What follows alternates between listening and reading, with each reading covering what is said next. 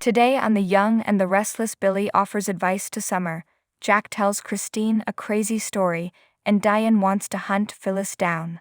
Summer is drinking in the jazz lounge and staring at her phone when Billy walks up and tells her she can't will that thing to ring. He asks how she's doing. She's trying to find some peace and quiet and doesn't need Billy checking in or giving her his condolences.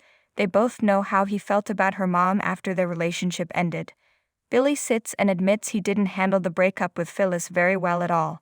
He respected Phyllis though, she was pure energy. Summer muses that her mother's love could be overwhelming.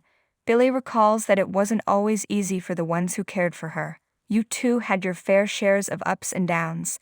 Summer remembers how impulsive and reckless she could be. She'd hurt those she loved and herself in the process. It didn't have to be like that, she was never alone, not really. I was always on her side. Summer doesn't know why she couldn't see that. Billy isn't an expert on grief, but thinks Summer should consider, what would your mom want you to do? He said she loved her and Daniel with her heart and soul, and would want her to find happiness again. They go over Phyllis not being a quitter and being someone who would go to the wall to protect someone. Billy tells Summer she's smart and strong, and over time this will get a little easier. The good part of her mother will stay alive for her. Billy realizes he's yammering on, and she asked for peace and quiet. Summer says she's sorry for being rude earlier. Billy asks, why are you sitting here alone? He tells her she can't handle this on her own and counsels her not to push away those who love her, especially Kyle. Summer doesn't think that Kyle or anyone knows what's going through her head right now.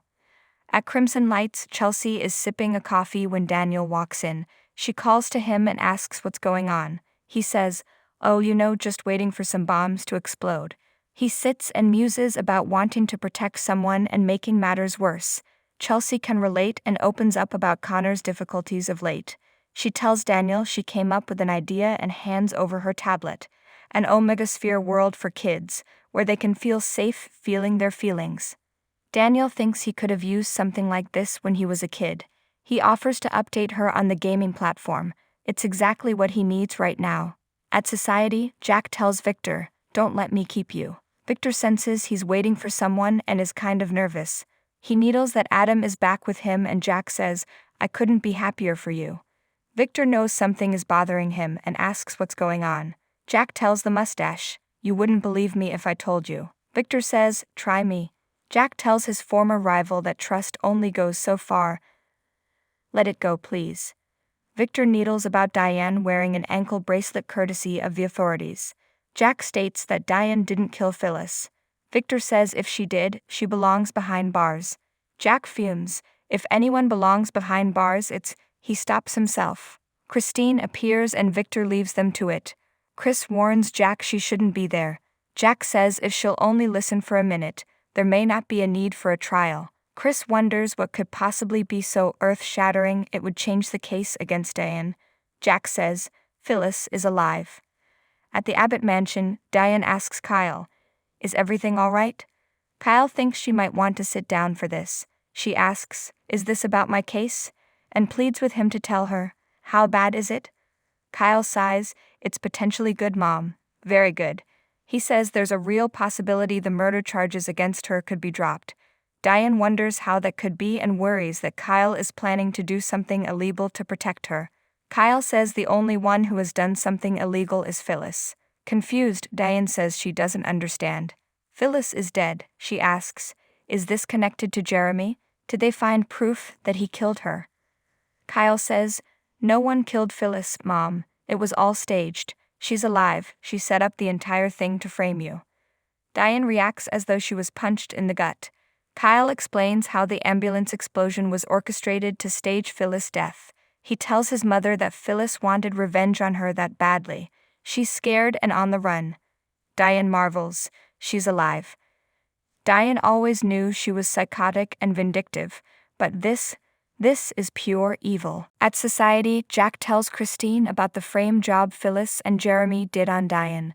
He explains that Phyllis has come to regret her decision and secretly reached out to Daniel. Jack insists it's all true. Christine calls it fiction and desperation.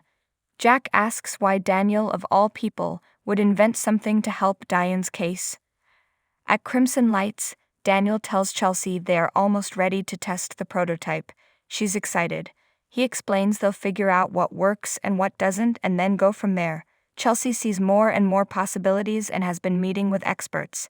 Billy arrives and Chelsea thanks Daniel. She knows he's been through something agonizing, but from where she stands she has a lot to be proud of. Daniel's not sure others would see it the same way. In the jazz lounge, Summer leaves Daniel a voicemail saying they have to figure out what's next, and they have to find their mother no matter what it takes. She has some ideas and needs him to call her whenever he gets the message. At the Abbott mansion, Diane rants, "How could she be so hateful, so selfish? I have half a mind to hunt her down and drag her back here by her hair." Kyle tells his mother she needs to calm down and says this was what Michael was afraid of. She'd get so upset she'd break her house arrest. Diane paces and wonders where the police are in all of this, and if Phyllis misses her kids so much, why hasn't she come back? Kyle warns she's probably facing legal consequences. Diane rails, "You mean like life in prison for murder, which was my future thanks to her?" She asks, "What's the plan? When will I be free again?" Kyle says it's a process. They don't have proof that Phyllis is alive.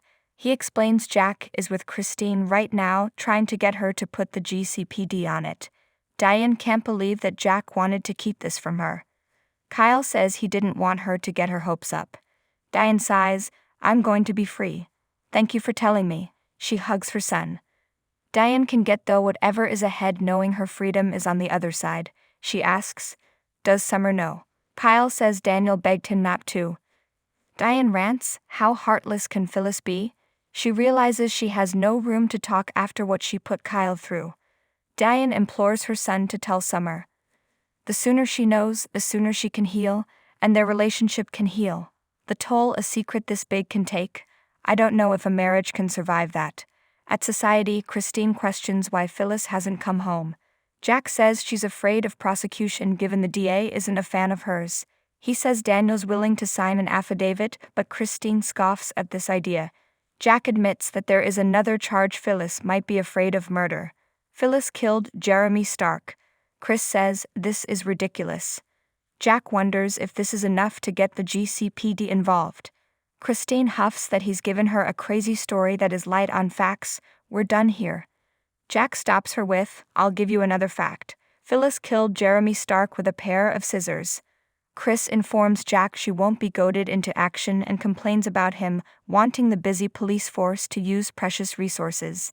Jack doesn't understand her hesitation to act on this. She has her own history with Phyllis. Chris knows she would never abandon her kids like this.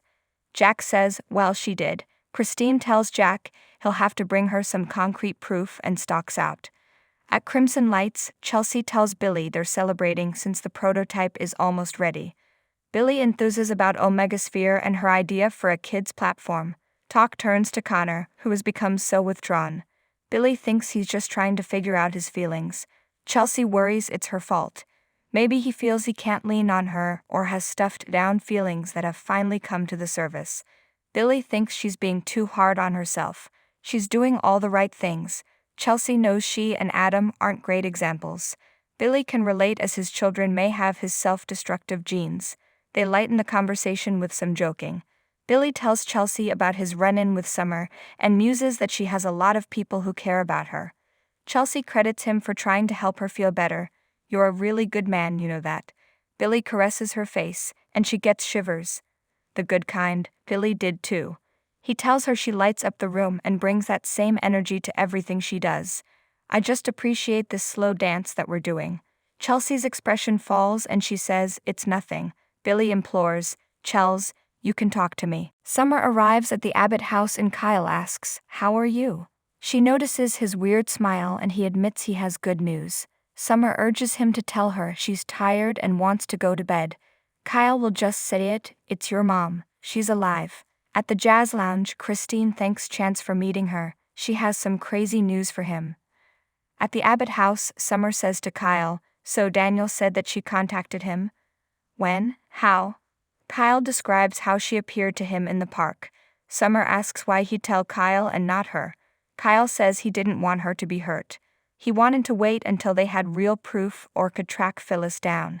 He's sorry she didn't reach out to her. Summer guesses she had her reasons. Kyle says, with any luck, you'll be able to see her soon. Summer's appalled when Kyle says Daniel revealed that Phyllis killed Stark with a pair of scissors and asks, who else knows about this? Kyle says, my dad and Michael. Summer panics. They'll go to the police. Kyle admits that his dad went to see Christine. He vows they'll try to protect Phyllis, and then comes clean about telling Diane.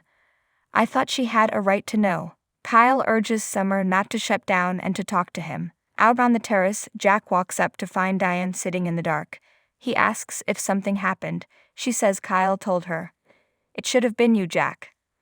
At Crimson Lights, Chelsea tells Billy she tries to check in on herself every day. Am I okay? Am I not okay? Lately she's been okay.